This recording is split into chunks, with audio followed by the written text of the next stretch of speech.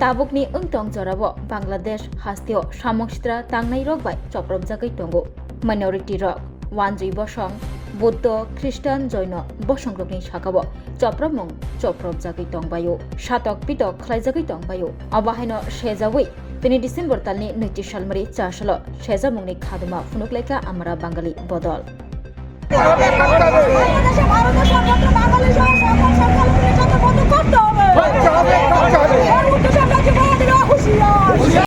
আজকে আমাদের এই যে বিক্ষোভ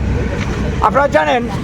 গত এক বছর ধরে আমাদের দেশে অনুপ্রবেশকারী ইস্যুর উপর কি ধরনের বাঙালি সারা রাজ্যে বিভিন্ন জায়গায় নির্যাতন চলছে একই পরিস্থিতি আমাদের পাশের রাষ্ট্র বাংলাদেশ গত 2024-এর 5ই আগস্ট হাসিনা সরকারের পতনের পর থেকে আজ অবধি সংখ্যালঘু বাঙালি থেকে শুরু করে হিন্দু বাঙালি থেকে শুরু করে আরও যারা ধর্মীয় সংখ্যালঘু যারা রয়েছে তাদের উপর কী ধরনের নির্যাতন প্রতিদিন প্রতি মুহূর্তে টর্চার হচ্ছে মন্দির মানে গির্জা ভেঙে দেওয়া হচ্ছে নারী ধর্ষণ হচ্ছে দোকানপাট ভাঙচুর করা হচ্ছে এইভাবে জীবন্ত পুড়িয়ে মারা হচ্ছে ঘটনাগুলি ঘটে চলেছে আমরা লক্ষ্য করছি বাংলাদেশে এখন যে ক্ষমতায় যে রয়েছে এটা নির্বাচিত সরকার নয় ইউনূসের নেতৃত্বে চূড়ান্ত বাঙালি বিদ্বেষী একটা মানুষ এখনো ক্ষমতা বসে রয়েছে তারা নির্বাচন ডিক্লেয়ার করেছে সেই দেশের ফেব্রুয়ারি মাসে এটা তাদের দেশের ব্যাপার হলেও এই নির্বাচনকে কেন্দ্র করে আমরা আজকে যেটা লক্ষ্য করছি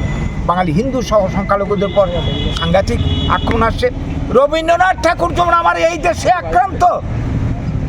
বাংলাদেশেও রবীন্দ্রনাথ ঠাকুর আক্রান্ত মানে তার স্ট্যাচু তার কীর্তিকলাপের উপর আঘাত আসছে ইভেন কি বলবো নজরুলের উপর আঘাত আসছে এইভাবে তাদের যে সাংস্কৃতিক কেন্দ্রগুলি রয়েছে ছায়ানট একটা বিখ্যাত সাংস্কৃতিক চর্চা কেন্দ্র বাংলাদেশে তারপর আঘাত এসছে আমাদের দূতাবাস আক্রান্ত হয়ে গেছে গত 2-3 দিন আগে এবং অনবরত ভারত বিদ্বেষী জিগির এখানে চলছে এতে কি হচ্ছে আক্রান্ত যারা হচ্ছে তারা কিন্তু আমাদের আত্মীয় স্বজন তাইলে ওই দেশেও আমাদের জায়গা নেই এই দেশেও আমাদের জায়গা নেই এটা কতদিন চলবে এই অবস্থার হাত থেকে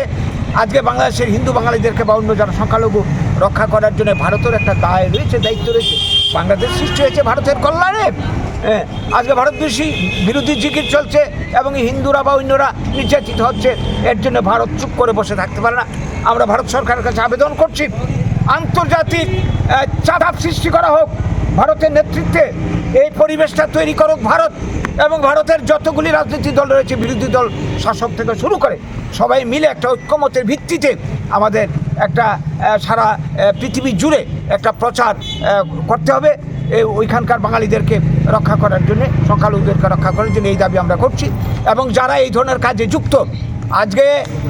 এই গত 1-1.5 বছরে কত লোক মানে বাঙালি সহ বাংলাদেশে ক্ষতিগ্রস্ত হয়েছে কোনো অপরাধের বিচার নেই তাদেরকে বিচারের আওতা আনতে হবে গ্রেপ্তার করতে হবে এবং আমরা লক্ষ্য করছি আজকে এরা দাবি তুলছে 7 সিস্টার ত্রিপুরা সহ উত্তর পূর্বাঞ্চলকে ওরা নাকি বিচ্ছিন্ন করে দেবে এত বড় সাহস হয়ে গেছে ওদের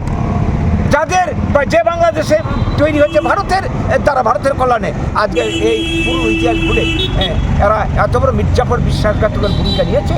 ভারতকে ভেঙে দেবে ভারতকে কেটে দেবে এবং উগ্রপন্থীদেরকে মদত দিচ্ছে উত্তর পূর্বাঞ্চলের যত উগ্রপন্থী যারা আছে যারা ত্রিপুরার শান্তি বিঘ্নিত করছে উত্তর পূর্বাঞ্চলের শান্তি বিঘ্নিত করছে আমাদের বাঙালিদের ধন জীবন ছিনিয়ে নিচ্ছে কাজেই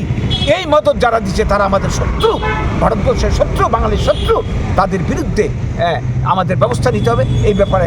সরকার ভারতের সরকার উপযুক্ত ব্যবস্থা নিক নিরাপত্তার ব্যবস্থা করুক এবং আমাদের যে বর্ডার এলাকাতে নিরাপত্তা